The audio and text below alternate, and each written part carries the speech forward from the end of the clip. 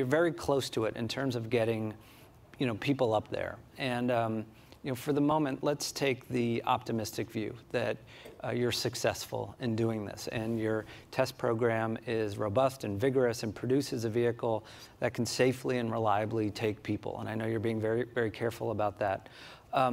What does it look like in 5 to 10 years where, what is Virgin's footprint in the US? How many spacecraft do you have around the world? How many people have been to space, and what's sort of the significance of all of that?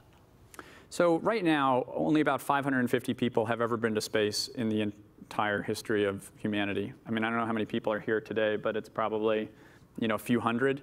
So like twice the size of this room, maybe, have ever been to space, right? And, basically the number of people who can fit on an Airbus 380, in one flight. I think it's nuts, that we haven't had more progress in that. So the number one thing that's going to be exciting about the next few years when it comes to human spaceflight is that we are going to be doubling, tripling, quadrupling,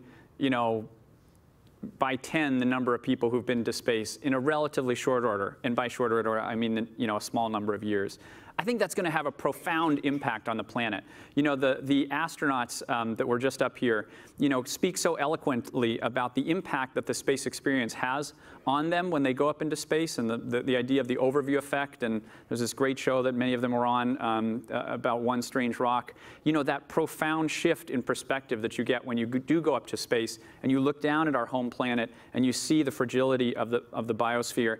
I think having that first person being spread into all the countries of the Earth. So far, only about 50 countries have sent somebody of their own nationality to space. Imagine if all of the countries of the world had someone from, a man and a woman, or kids and adults who've been to space and who bring that experience back down to their communities, to their national leaders. I think that's exactly what the world needs right now, that planetary perspective. Many of our biggest problems that we face are sort of dependent on understanding that we're in one big spaceship Earth. And so I really hope that we can play a small role in sharing that perspective